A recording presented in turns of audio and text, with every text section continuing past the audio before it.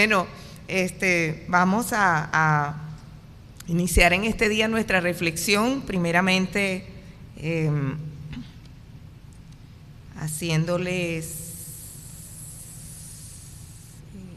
invitándoles a que vayamos a Juan capítulo 6, Evangelio de Juan capítulo 6. Es hermosa, ¿sabe?, la comunión entre los hermanos. Es hermoso cuando podemos disfrutar los unos de los otros y mirar cuán bueno y cuán delicioso es, ¿verdad?, habitar los hermanos juntos en armonía, porque ahí envía Jehová bendición y vida eterna. Y hoy vamos a hablar algo un poco relacionado con esto. Este pasaje que vamos a tratar en este día es un pasaje bastante conocido para quienes hacemos vida dentro de la iglesia, pero ya va a ver que tenemos algunas cosas pendientes que aprender acá. Es el pasaje que nosotros conocemos tradicionalmente como la multiplicación de los panes. Este es un pasaje, es un episodio, una historia interesante, muy interesante acerca de los milagros de nuestro Señor Jesucristo. Y una de las cosas que lo hace más relevante es el hecho de que aparece en los 4 evangelios.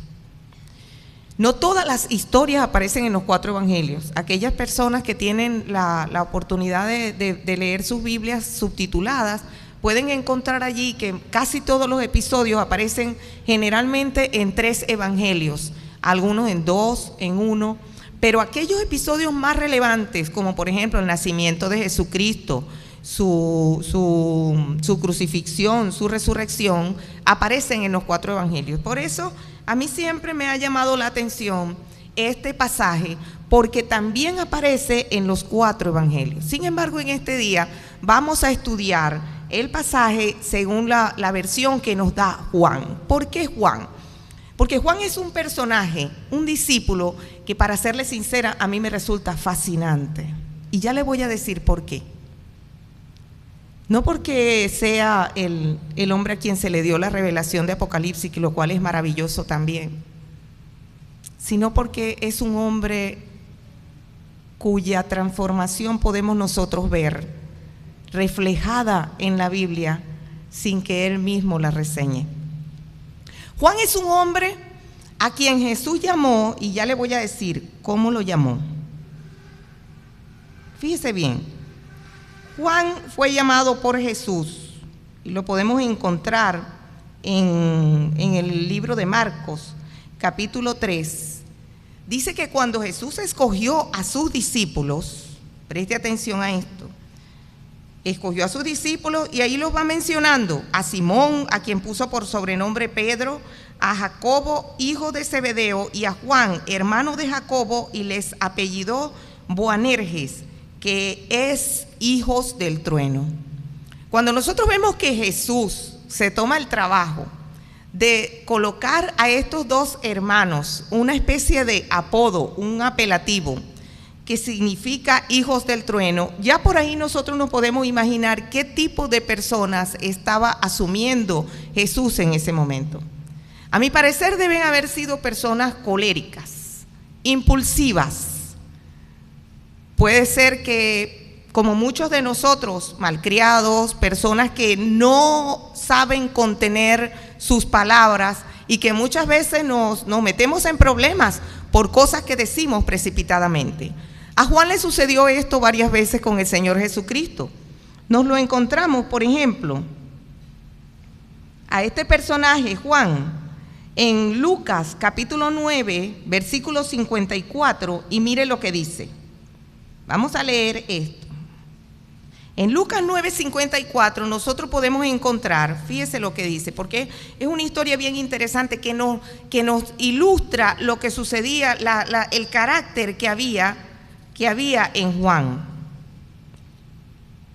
Dice aquí, a partir del 52, y envió mensajeros delante de sí, los cuales fueron y entraron a una aldea de los samaritanos para hacerle preparativos. Este es Jesús, el que envía los mensajeros. Pero no le recibieron porque sabían que se dirigía a Jerusalén. Y viendo esto, sus discípulos, Jacobo y Juan, dijeron: Señor, ¿quieres que mandemos que descienda fuego del cielo y los consuma como Elías hizo? Entonces, volviéndose él, los reprendió diciendo: vosotros no sabéis de qué espíritu sois. ¿Se da cuenta de la clase de persona que era Juan? Era un hombre impulsivo y era un hombre, se puede decir que hasta inmisericordia. Porque simple y llanamente, porque no lo recibieron los samaritanos, él ya quería que viniera fuego del cielo y destruyera esa ciudad. ¿No nos sucede a nosotros a veces eso? Llegamos a una bodega, llegamos a un negocio, llegamos a un lugar y nos tratan mal, nos regañan las personas que atienden el negocio y nosotros quisiéramos que el negocio se arruine y se cierre. En esa forma como lo tratan a uno, este va a terminar arruinándose porque la gente se le va a correr, salimos nosotros de ahí. Pero lo que vamos, en realidad, ese ejercicio crítico que estamos haciendo, lo que refleja es un deseo que hay dentro de nosotros de que esa persona termine cerrando el negocio porque trata mal a los clientes. ¿No le parece que sería como demasiado castigo por una falta menor? Esto sucedía con nuestro amigo Juan y Jesús lo reprendía. Porque Jesús le decía: eso no es lo que yo estoy buscando. Vosotros no sabéis de qué espíritu sois, ni sabéis a qué os he llamado. Hay otro episodio donde Juan también hace uso de palabras sin pensarlo mucho, y lo vamos a buscar por acá. Hay un momento, ¿verdad?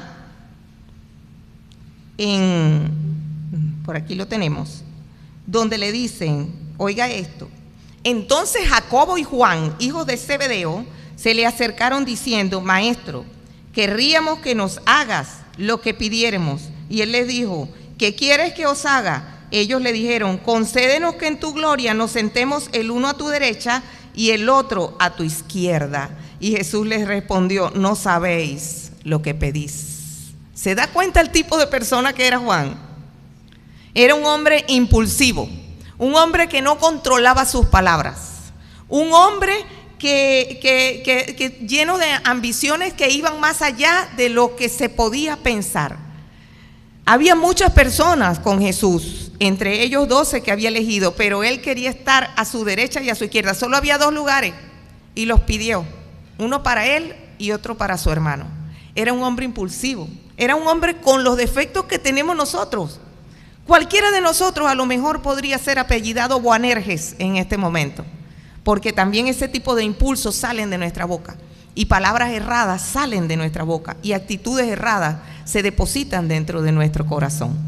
Sin embargo, hay una cosa bien interesante con Juan. En casi todos los relatos de Juan, en casi todo el evangelio de Juan, nosotros notamos que cuando se va a referir a sí mismo, él se autodenomina el discípulo al que Jesús amaba. Y yo me he preguntado desde hace mucho tiempo, ¿y es que Jesús amaba más a Juan que a todos los demás? Jesús no hacía acepción de personas. Él trataba bien a todos, aún a aquel que sabía que lo iba a traicionar. ¿Por qué Juan se autodenomina de esa manera el discípulo al que Jesús amaba? Evidentemente porque se sentía amado. Él se sentía comprendido. Él sentía que tenía intimidad con el maestro y con el rey. Él sentía que podía acercarse al maestro y por eso era que tenía la confianza de decir algunas cosas donde, bueno, se puede decir que cometía sus errores, pero era porque tenía confianza, se sentía en intimidad con el maestro. Es tanta la intimidad que este hombre tenía con el maestro que cuando ya están en la cena, en la última cena donde el Señor Jesús está despidiéndose antes de su sacrificio, hay un momento en el que Jesús les dice a sus discípulos: uno de ustedes me va a entregar. Y le hicieron señas a Juan, que estaba recostado cerca del pecho del Señor, para que le preguntara en secreto: ¿quién es el que te va a entregar? Y Jesús le dio respuesta. Tal era la intimidad que este hombre tenía con el Señor Jesucristo que podía recostarse cerca de su pecho. Recuerda que en esos tiempos las mesas no eran como las actuales, que uno se sienta y cada quien está alrededor de la mesa, sino que eran más bien como algo donde la gente estaba recostada supongo que en tapices, en alfombra. Entonces la gente estaba recostada unos al lado de los otros. Ahí estaba la mesa, ahí estaba colocado digamos, el tapiz donde se colocaba la comida, y ellos estaban allí recostados. Entonces Juan se sentía tan amigo, tan amado, con tanta intimidad con el Señor Jesucristo, que él era el que estaba recostado cerca y el que tuvo valor de hacerle la pregunta, a pesar de que se había llevado sus regaños anteriormente, como lo acabamos de ver. Y él le hace la pregunta y le dice: ¿quién es el que te va a entregar? Y Jesús le responde: el que moje conmigo en el plato.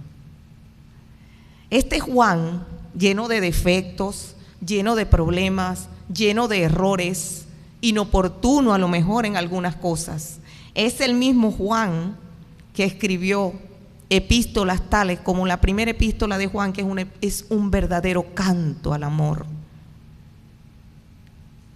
¿Y sabe por qué creo yo que este hombre impulsivo, inoportuno, Boanerges, hijo del trueno, a lo mejor hasta un poco gritón, llegó a convertirse en el hombre que realizó un canto al amor que todavía el mundo entero lo cita? ¿Quién no ha citado las palabras Dios es amor?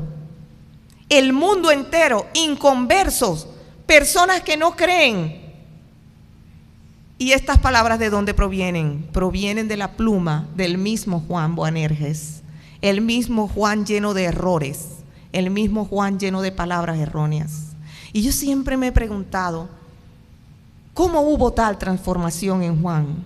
¿Cómo se convirtió de un hombre lleno de errores y de llamados de atención en un hombre que escribió un poema tan hermoso y mundial al amor, en un hombre que recibió la revelación de toda la eternidad que está en el libro de Apocalipsis? ¿Cómo se convirtió en esto? A través del amor. ¿Recuerdan que dijimos hace rato que él se autodenominaba el discípulo al que el Señor amaba? A través del amor.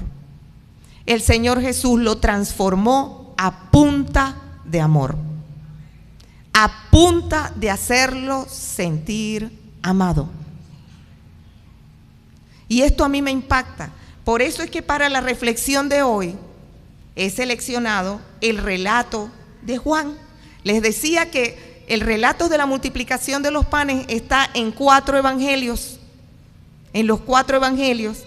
Pero seleccionamos el que nos da Juan, porque ya usted va a ver que tiene es más completo, es un ejemplo de completitud acerca de lo que nosotros podemos aprender. Y antes de analizar este relato, vamos a orar al Señor para que nos enseñe y nos muestre a punta de amor lo que nos quiere hablar en este día. Padre, en el nombre de nuestro Señor Jesucristo, aquí estamos, Señor. Queremos ser como Juan. Sabemos que venimos delante de ti llenos de errores, llenos de palabras inoportunas, llenos de palabras que a veces destilan falta de sabiduría. Pero tú, oh Santo Dios, nos has hecho sentir amados, nos has hecho sentir salvados, nos has hecho sentir acompañados por ti. Y hoy queremos recostar nuestra cabeza cerca de tu pecho para preguntarte, Señor, ¿qué quieres hablarnos en este pasaje? Habla a nuestro corazón, Padre, empezando por mi corazón, siguiendo, Señor, con todas las demás personas que estamos aquí y todos aquellos que tengan la oportunidad de escuchar esta reflexión. Señor, recibamos algo que tú tienes para nosotros. En el nombre de nuestro Rey Jesucristo te lo pedimos, mi Dios. Amén y amén. Iniciemos entonces el relato en el que vamos a estar meditando en este día, recordando siempre quién fue que lo escribió, porque ya vamos a ver cuáles son los niveles de compromiso que vamos a ver reflejados en este relato. Juan capítulo 6, a partir del versículo 1. Preste atención. Pasadas estas cosas, Jesús se fue a la otra parte del mar de Galilea, el de Tiberias, y le seguía una gran multitud porque veían sus señales que hacía a los enfermos. Y Jesús subió a un monte y se sentó allí con sus discípulos. Y estaba cerca la Pascua, la fiesta de los judíos. Preste atención a esto, mire, la Biblia nunca dice algo si no tiene una razón para decirlo.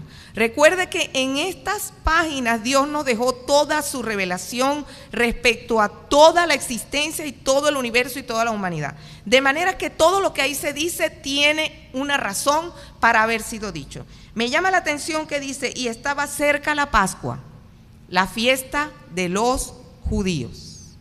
Y cuando Jesús alzó los ojos y vio que había venido a él una gran multitud, dijo a Felipe, ¿de dónde compraremos pan para que coman estos? Mire lo que había alrededor de Jesús. Había una gran multitud, una gran cantidad de personas. Dice aquí, recuerde que estaba cerca la Pascua, la fiesta de los judíos. A lo mejor eran personas que iban de camino hacia Jerusalén, porque en la fiesta de los judíos se reunían, aquellos que podían y aquellos que eran bastante religiosos, se movían hacia Jerusalén. Allí, en el momento de la Pascua, ellos se encontraban y sacrificaban su Pascua y celebraban su fiesta por 7 días. De manera que, cuando nos dice que estaba cerca la Pascua, pudiera estarnos señalando que esta multitud eran personas que probablemente se dirigían hacia allá y se pararon allí a escuchar a Jesús, y Jesús sintió compasión de ellos. Él sintió compasión de ellos. Y dice así, preste atención. Y cuando Jesús alzó los ojos y vio que había venido a él una gran multitud, dijo a Felipe, ¿de dónde compraremos pan para que coman estos? Pero decía esto para probarle, porque él sabía lo que había de hacer. Me encanta esto, mire. Me encanta que nos está diciendo que Jesús estaba diciendo algo para probar a Felipe. Pero él ya sabía lo que tenía que hacer. Y ese es el Dios que nosotros tenemos, ¿oyó? Muchas veces nosotros decimos erradamente que Dios nos está probando para ver qué es lo que vamos a hacer. Él no nos está probando para ver qué es lo que vamos a hacer. Él ya sabe lo que vamos a hacer. Él es omnisciente. Él nos está probando para que nosotros veamos lo que vamos a hacer. Para que nosotros veamos hasta qué nivel nosotros somos capaces de llegar. En algunos momentos de las pruebas, cuando salimos aprobados, nosotros mismos podremos decir, oye, yo no sabía que yo era capaz de tener tanto valor y tanta fe. Pero en otros momentos, la mayoría de ellos, cuando salimos reprobados, nosotros también diremos, yo no sabía que era tan cobarde. Yo no sabía que era tan rencoroso. Yo no sabía que tenía dificultad para perdonar. Y yo creía que era amoroso. Pero las pruebas que Dios nos va dando nos van revelando muchas cosas que hay dentro de nosotros y que nosotros no hemos visto. Eso estaba sucediendo aquí con nuestro amigo Felipe. Jesús le hace una pregunta capciosa y le dice, ¿de dónde compraremos pan para que coman estos? Y Felipe le responde, como cualquiera de nosotros lo haría. Felipe le respondió, 200 denarios de pan no le bastarán para que cada uno de estos tome un poco. Un denario era la cantidad de dinero que una persona ganaba en un día de trabajo. Era el dinero suficiente para que comiera él y su familia en un día de trabajo. 200 denarios implicaba el salario de 200 hombres. O implicaba casi un año de trabajo de un hombre. Inmediatamente, nuestro amigo Felipe hace un cálculo matemático, como cualquiera de nosotros, analítico, como lo haría cualquiera de nosotros. ¿Es cierto o no que cuando estamos pasando por una prueba, inmediatamente nos sentamos y sacamos cuenta a ver si nos alcanza para ese tratamiento médico, para ese examen que tenemos que hacernos, para aquel reto que tenemos por delante? Inmediatamente nos sentamos y sacamos cuenta. Y no es malo sacar cuentas, no es malo, siempre que las cuentas no nos posean a nosotros. Nosotros podemos hacer uso de las cuentas, pero las cuentas no deben poseer nuestra fe, nuestro entusiasmo, nuestras ganas.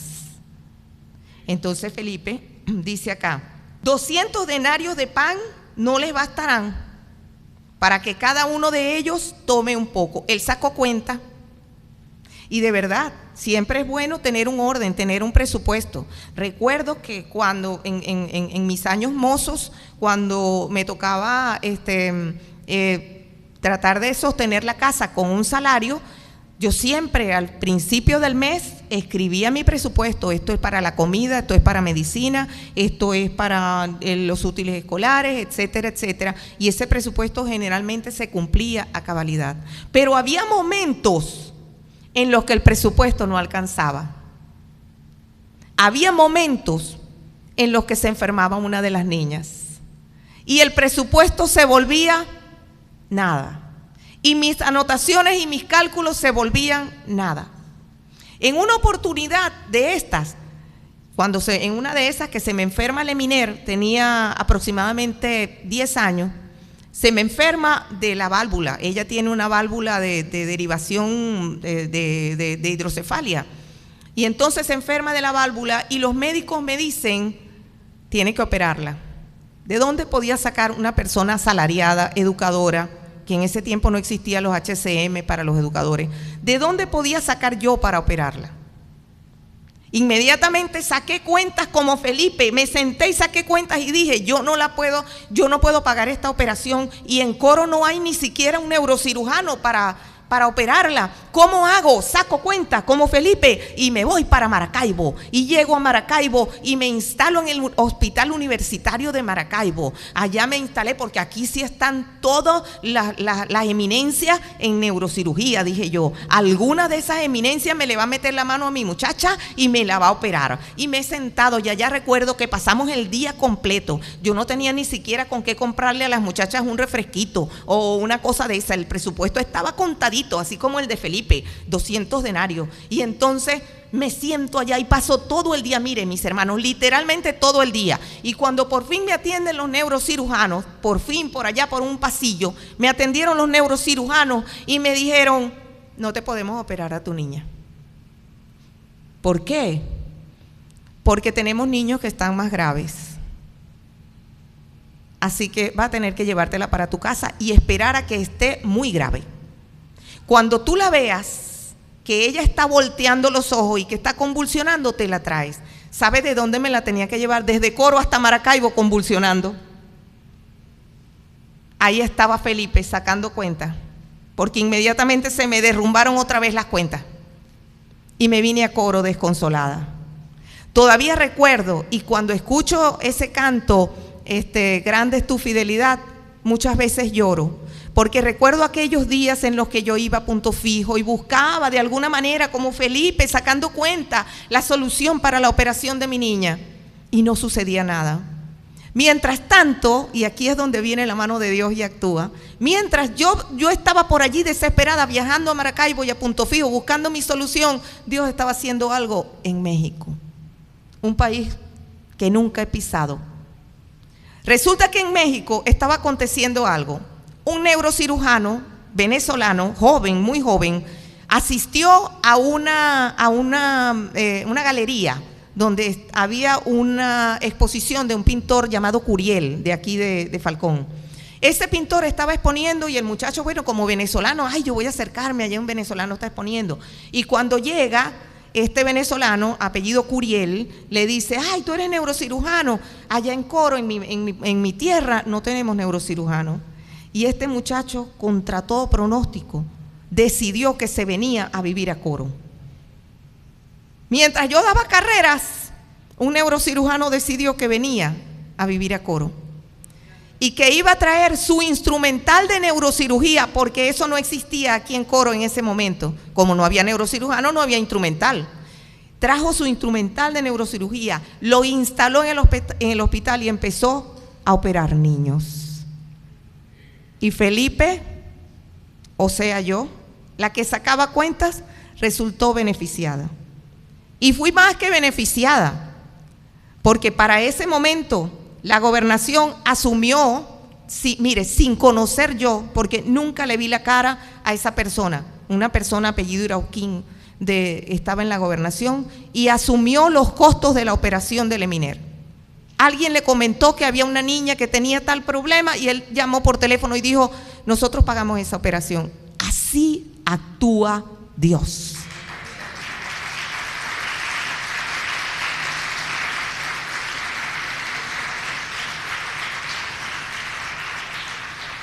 Y yo sacando cuentas. Felipe sacando cuentas. Analíticos, matemáticos. Y le digo algo, sigo siendo una persona a quien le gusta la planificación, pero aprendí una lección. Aprendí que muchas veces nuestra planificación está muy por debajo de lo que Dios tiene preparado. Aprendí que nuestros planes tienen que estar colocados en el altar del sacrificio y Dios los puede quemar cuando quiera. Porque cuando Él quema nuestros planes es porque Él tiene planes superiores. Eso aprendió la Felipe que había en mí. La sacadora de cuentas, la ingeniera, la que siempre llevaba todo bajo control. Se gastó esto, quedó esto. Y luego nos tocó vivir la crisis. Y recuerdo que a varias personas las escuché decir aquí en este lugar, y a mí también me sucedía: no puedo sacar cuentas, porque cuando saco cuentas no entiendo de dónde está saliendo la manutención de mi familia. No entiendo. Así se mostró Dios en la crisis. Nos mostró que a cada uno de nosotros, de alguna parte, de alguna forma, del desierto, salía agua, salía algo, y nosotros siempre encontrábamos salir de las situaciones, sin sacar cuentas, sin poder hacer presupuesto, porque lo que ganábamos era como para reírse. Mi salario llegó al nivel de, como que fue $4, algo así. Ahorita va bajando, ya va cerca, pero todavía no ha llegado ahí. Y ya no sacó cuentas. Bueno, resulta que nuestro amigo Felipe dio la respuesta analítica, que muchos de nosotros nos vemos, sobre todo aquellos que han estudiado matemática, ingeniería y todas esas cosas, nos vemos inclinados a esa primera respuesta analítica. ¿Cuánto hay para eso? ¿Cuánto hay para eso? Entonces en el versículo 8 entra otro personaje y dice así: entonces Andrés, uno de sus discípulos, hermano de Simón Pedro, le dijo: un joven que está aquí tiene 5 panes de cebada y 2 pececillos. ¿Pero qué es esto para tantos? Este es el segundo tipo de personaje. Este personaje no es tan analítico. Es un personaje que tiene más tendencia a la fe sin sacar tanta cuenta. Él no aplicó mucha matemática en el asunto. Y dice así: un joven que está aquí tiene 5 panes de cebada y 2 pececillos, pero estamos hablando de un gentío. Dice que había una multitud, ¿recuerdan? Había una multitud frente a Jesús. Y este hombre, Andrés, va y dice: bueno, hay alguien que tiene 5 panes, 5 panes y 2 pececillos. Este Andrés es un personaje que, si nosotros buscamos un poquito detrás, en las historias anteriores, nos encontramos que es uno de los primeros hombres que siguió a Jesús. Y no solamente fue de los primeros, fue el hombre que trajo a Pedro. Él estaba tan convencido de que lo que había encontrado era la salvación eterna con Jesús, que él dijo: yo no me voy solo con esto, me traigo también a mi hermano Pedro, a quien nosotros conocemos que fue uno de los líderes más importantes de la iglesia. Este hombre, que hacía sus impulsos de fe, lo llevaban a arrancar proyectos que a lo mejor podía ser que no le resultaran bien, pero él se agarraba duro de su fe y le resultaba bien, porque imagínense, fue el hombre que trajo a Pedro a los pies de Jesús. Ese es un honor que cualquiera de nosotros no puede decir, que nosotros hayamos traído a los pies de Jesús a alguien tan útil y tan importante, con un liderazgo tan determinante como Pedro. Sin embargo, a veces nosotros también tenemos estos arrebatos de fe, pero retrocedemos. Mire lo que dice nuestro amigo Andrés.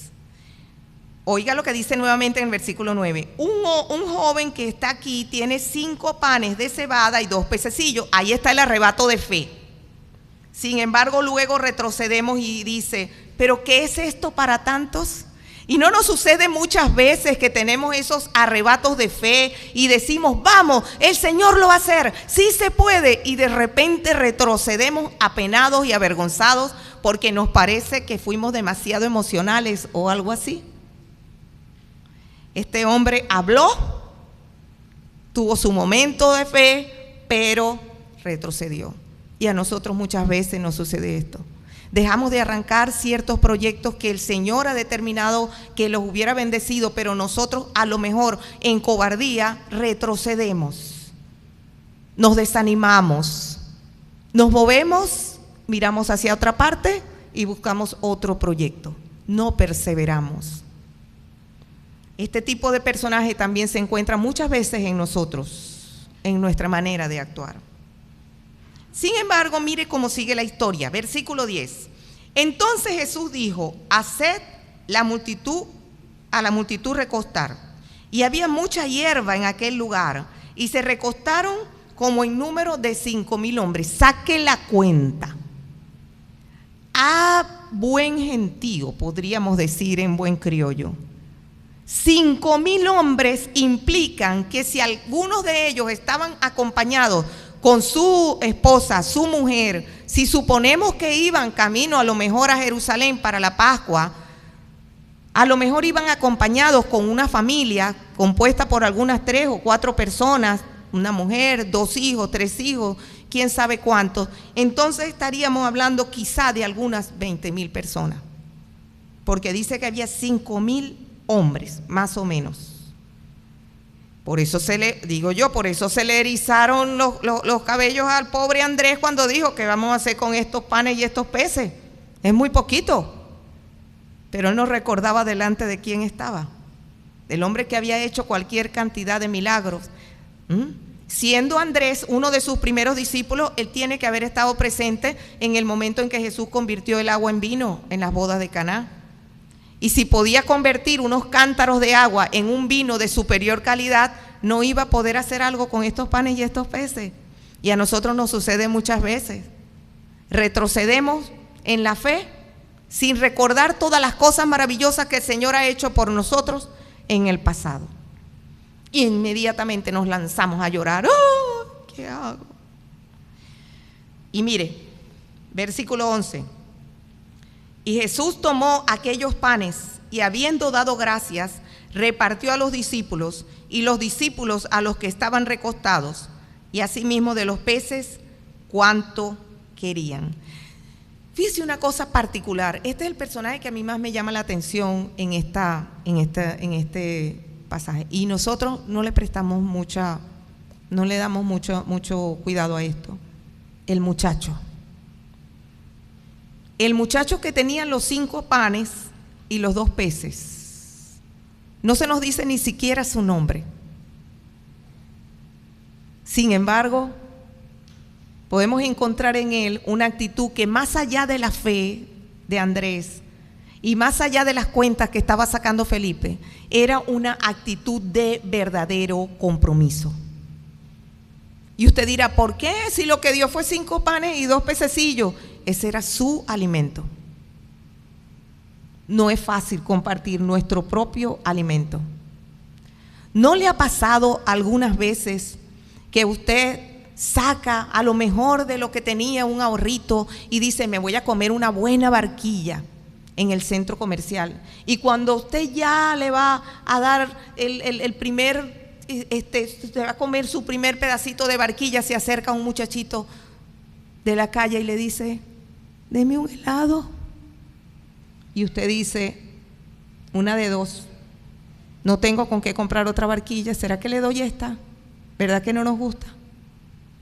No nos gusta. Este muchachito, usted dice: lo que dio fue poquito. Era lo que él tenía.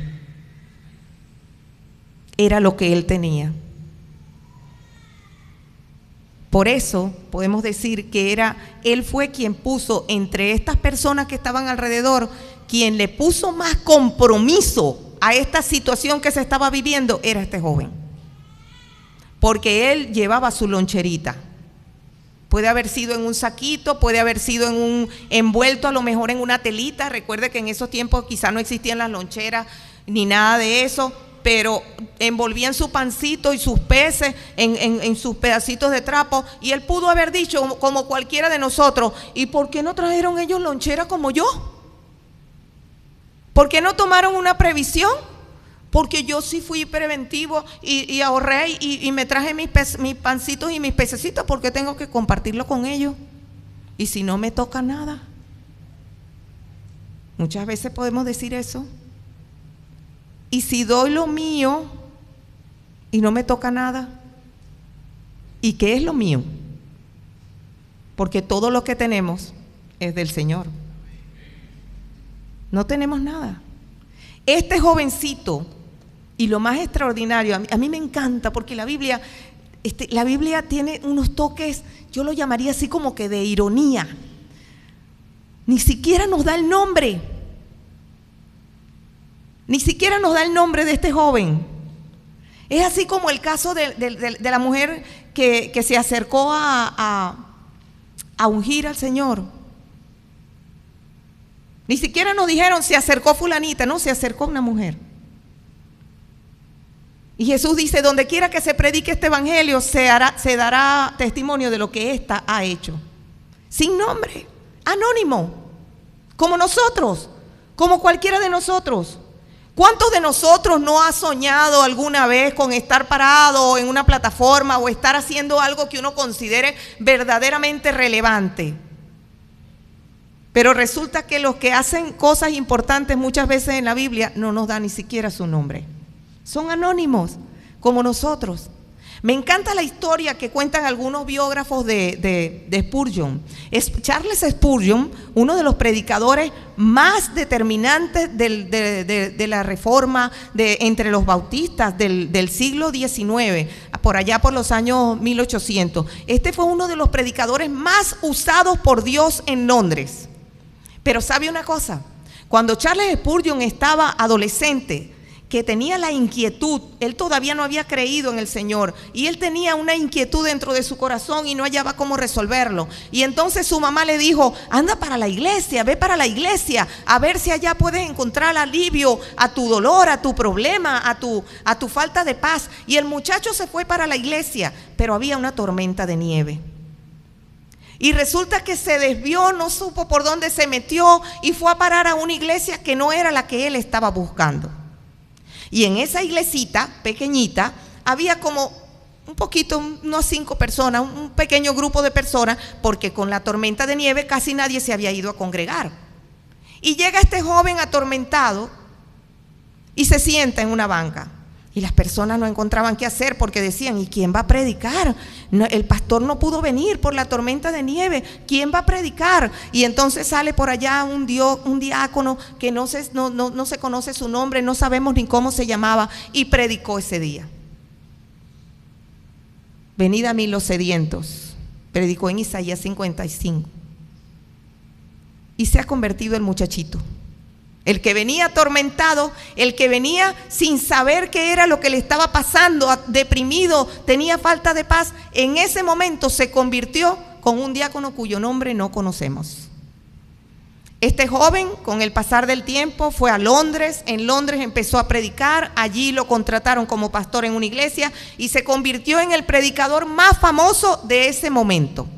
Era tan famoso que en ese momento no existían las cámaras, ni el internet, ni ninguna de esas cosas, y había gente que se sentaba y escribía en taquigrafía sus sermones rápidamente. El domingo se sentaban las personas y escribían sus sermones en taquigrafía, y ya para el día lunes esos sermones estaban revisados, editados y se imprimían, y esa misma semana esos sermones se distribuían. Se dice que se vendía más de 1 millón de sermones en Estados Unidos, de un hombre que estaba predicando en Inglaterra.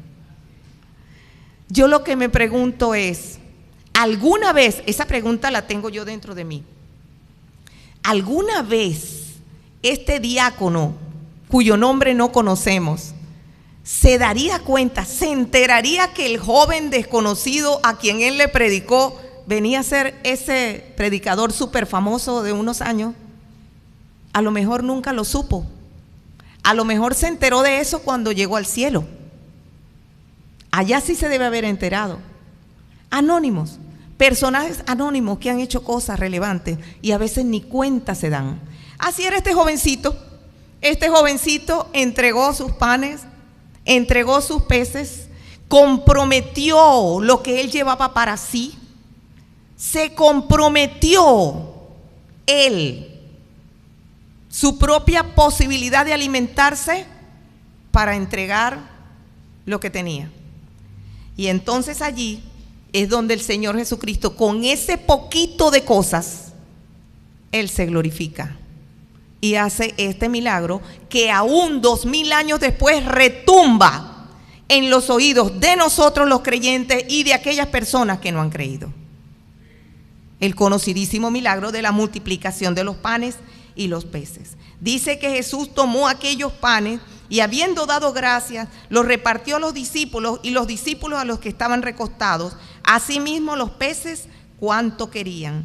Y cuando fueron saciados, dijo a sus discípulos: recoged los pedazos que han quedado para que no se pierda nada. Mire usted, recogieron los pedazos y dice, cogieron pues y llenaron 12 cestas de pedazos de los 5 panes de cebada que sobraron a los que habían comido. Aquellos hombres entonces, cuando vieron la señal que Jesús había hecho, decían: este verdaderamente es el profeta que había de venir al mundo. 5 panes y 2 pececillos. Un poquito de compromiso de un joven anónimo sirvió para que una multitud dijera: verdaderamente este era el profeta que había de venir. Y cuando ellos decían eso, decían: este es el Mesías. ¿Se da cuenta? Tenemos entonces en esta historia ciertas características de personajes. Algunas de ellas se cumplen en nosotras y otras de ellas nosotros deberíamos imitarlas. Fíjese bien que al final, y aquí es donde yo quiero, para finalizar esta reflexión, mire lo que dice.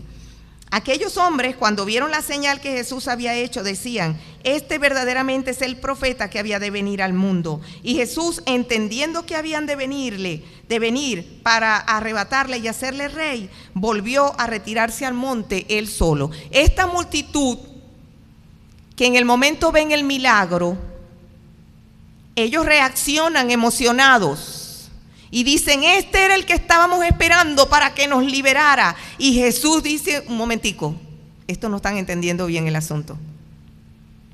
Yo no vengo a liberarlo de los romanos. Y estos van a venir para hacerme rey, para que yo tumbe el gobierno humano. Pero Jesús venía a algo superior. Él venía a un reino eterno. Él venía a implantar algo que estas mentecitas no entendían y que muchas veces las mentecitas de nosotros tampoco entienden. Cuando nos enfocamos demasiado en lo terrenal, y yo no le estoy diciendo porque usted dirá: ay, pero es que la hermana pretende que uno no trabaje, que no haga esto. No, sí, sigamos trabajando. La misma Biblia nos dice que nos ocupemos en nuestros negocios para que tengamos que compartir con el que tiene necesidad. Lo dice, eso es claro. Dice que el que no provee para su casa y su familia ha negado la fe y es peor que un incrédulo. La Biblia nos manda también a que nosotros nos ocupemos en otras cosas. No es estar metidos en la iglesia todo el tiempo. Es comprometernos de corazón a que haya un cambio en nuestra vida. Es comprometernos y desgastarnos para ir renunciando a las cosas que no le agradan a Dios e ir asumiendo las que sí le agradan a Dios. Aquí tenemos un personaje analítico, sacador de cuentas.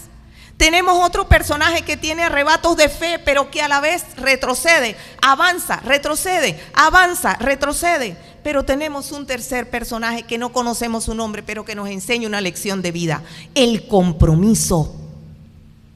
El compromiso con nuestro Señor es aquí, allá, allá y en todas partes.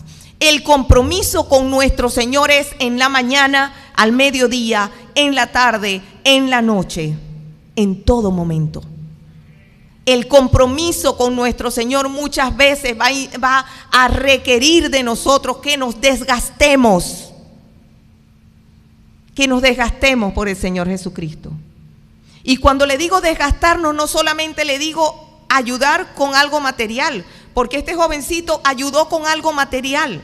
Pero recuerde lo siguiente: no eran los panes y los peces, era el sacrificio que él estaba haciendo. Él estaba negándose a sí mismo la posibilidad de estar satisfecho su barriguita para poder compartir eso con los demás. Él no se escudó detrás de excusas como las que a veces nosotros nos escudamos. Ay, si no queda nada para mí. Ay, si yo dedico mucho tiempo al Señor, entonces ¿cómo hago después con...? Hay muchas cosas en las que nosotros podemos dedicar nuestro tiempo al Señor. Como les decía, nuestro trabajo honesto, íntegro, bien llevado, nuestro hablar, nuestro conversar con las demás personas, nuestro compartir con los compañeros de trabajo. Todo eso implica un desgaste en nosotros. Nos van a llamar locos, nos van a llamar fanáticos, se van a burlar de nosotros. Si colocamos un estado de un versículo bíblico, nunca faltará alguien que diga, ay, pero tú sí eres fanático, sobre todo dentro de los familiares a veces. Eso es desgastarse. Servir al Señor, buscar su rostro. Me encanta que Amada estaba haciendo una reflexión anterior a esta reflexión respecto a la necesidad de cantarle. Más de 70 veces hay el mandato de cantar en el libro de los Salmos. Más de 70 veces, eso no es casualidad. A Dios le gusta que le busquemos, que le adoremos, que le cantemos, que le oremos. Y eso no significa convertirnos en unos beatos que van a estar metidos todo el tiempo, a lo mejor dentro del recinto de la iglesia, porque sí, hay otras cosas que tenemos que atender. Eso significa que donde quiera que nosotros estemos, nuestro camino, nuestra familia, nuestro trabajo, nuestro despertar y nuestro dormir, todo tiene que estar entregado delante del Señor. Incluso esos sueños, esos anhelos que están escondidos, muy recónditos dentro de nuestro corazón, colocarlos delante del altar del sacrificio y decirle, Señor, no mi voluntad, sino la tuya. Señor, dirígeme, indícame. Nosotros los evangélicos tenemos una costumbre. Arrancamos con un plan que se nos ha ocurrido dentro de nuestro emocionalismo y después que nos vemos decimos, Señor, respáldanos. ¿Cómo que respáldanos? Dios no está para respaldar a nadie. Dios está para gobernar y para mandar.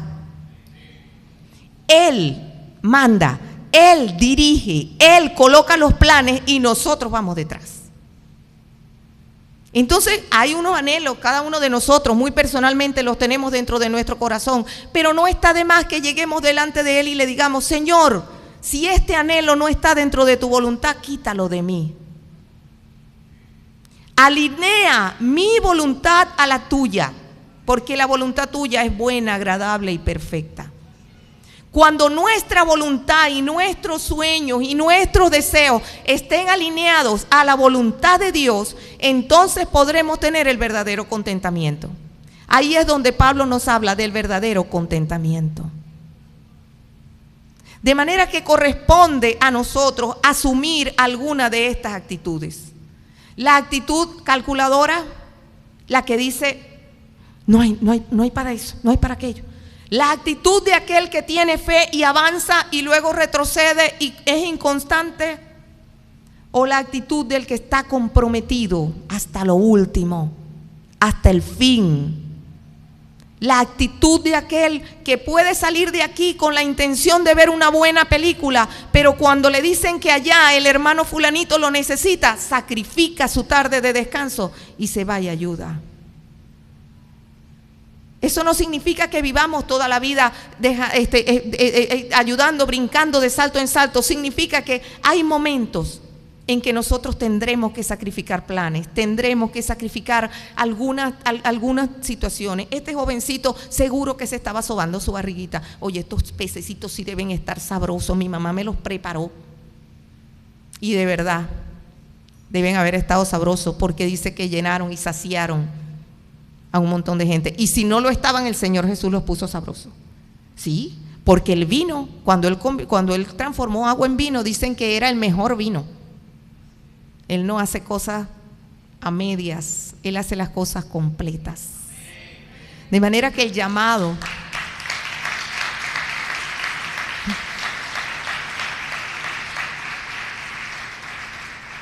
El llamado en este día, mis hermanos, es al compromiso.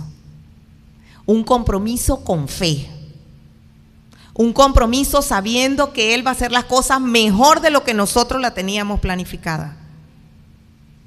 Ese compromiso con fe que no se aparta, que no se aleja, que no se enfría nunca. Recuerde usted lo que hablábamos al principio acerca de las multitudes. ¿Recuerdan que les decía? La Biblia, mire, la Biblia no da puntada sin dedal. Si nos está diciendo que se acercaba la Pascua y que había una gran multitud ahí cerca, que probablemente venía a ser la multitud de los que iban a practicar la Pascua. Estas personas llegaron, celebraron su Pascua, probablemente se regresaron a su casa y se olvidaron de Jesús. Ellos son la multitud. Ellos son la multitud. Los demás, los que quedaron con Jesús, los que se comprometieron, los que estuvieron con Él hasta el fin y los que están destinados a los cielos, esos son los discípulos. Esos no son la multitud. Es probable que de estos 20,000 hombres, puede que sí, puede que no, que eran religiosos y que subían cada año a Jerusalén a celebrar la Pascua, de estos 20,000 hombres, a lo mejor puede haber habido algunos de ellos entre los que gritaron: crucifícale, crucifícale. Le digo por qué. Porque cuando Jesús fue crucificado también era un tiempo de Pascua. Por eso le digo, la Biblia no da puntada sin dedal. Cuando Jesús fue crucificado fue un tiempo de otra Pascua, no de esta Pascua, otra Pascua posterior, 2 o 3 años después. Y en esa Pascua, un poquito de tiempo después, las personas que estaban en Jerusalén, las multitudes que estaban en Jerusalén gritaron: crucifícale, crucifícale. No tendría nada de raro que de estos 20,000, algunos hayan estado allá también, porque eran gente religiosa que iba a Jerusalén a celebrar su Pascua. Probablemente lo hacían cada año. Esas son las multitudes, las que no se comprometen. No seamos de la multitud, hermanos. No seamos de esa multitud que se sorprende con un milagro, que se asombra con un milagro, que se emociona y sale de aquí emocionadito y dice: ahora sí, ahora sí, ahora sí le voy a servir al Señor. No seamos de esa multitud, porque mañana puede ser que le neguemos en alguna parte. Gloria al Señor que nosotros no vamos a decir crucifícale, porque ya eso sucedió. Y el Señor Jesús fue crucificado y pagó por nuestros pecados.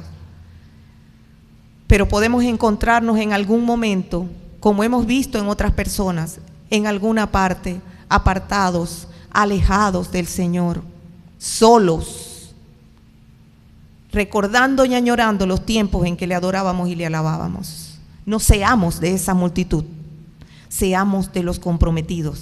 Seamos de los discípulos con errores, con situaciones, con palabras erróneas como las que Juan decía de vez en cuando, con momentos erróneos como Andrés, que echó para adelante y echó para atrás. Seamos de esos discípulos, porque también con esos errores el Señor nos quiere. También con nuestros errores el Señor nos ama. Y a punta de amor, hermanos. A punta de amor, Él va a lograr su propósito eterno con nosotros. Pertenezcamos a esa cantidad de personas comprometidas. Amén. Señor me les bendiga. Vamos a ponernos de pie y oremos al Señor para que nos haga de los comprometidos. Amén. Padre, en el nombre de nuestro Señor Jesucristo, aquí estamos. Señor, llenos de errores, inconvenientes. Señor, a cada momento, Señor, decimos palabras a lo mejor que hieren, palabras que duelen a otras personas, palabras que te desagradan a ti, porque en la multitud de palabras nos falta el pecado. Muchas veces cometemos errores, decisiones, tenemos hasta sueños que van en contra de tu propósito para con nosotros, Señor. Pero aquí estamos, delante de ti, sintiéndonos amados. Y queremos, Padre querido, Señor, que nos haga sentir así como Juan. Que nosotros podamos comprometernos a punta de amor, Señor. Que podamos ver, Señor, cómo tú nos amas. Que podamos ver aún en aquellos momentos en que nos corriges y nos disciplinas, Señor, que es amor puro, amor en esencia el que estás derramando sobre nosotros, Señor. Que nosotros podamos ver, Padre querido, en cada lágrima, en cada risa, en cada fiesta, pero en cada momento de luto y de dolor, tu presencia, tu amor, tu bondad, Señor, haciendo, Señor misericordioso Dios, recibiendo, Dios mío, nuestro compromiso contigo. Te pedimos que cada persona que hoy está en este lugar y cada persona que escucha este mensaje asuma el compromiso contigo, en su trabajo, en su familia, en su vida, en su dormir y en su despertar, en su salir y en su entrar. Cada uno de nosotros pueda estar comprometido contigo, mi Dios, y con tu propósito eterno. En el nombre de nuestro Rey Jesucristo, el único digno de abrir el libro y desatar sus sellos, el Cordero inmolado, Jesús de Nazaret. Amén y amén. El Señor me les bendiga, mis hermanos, y me les guarde.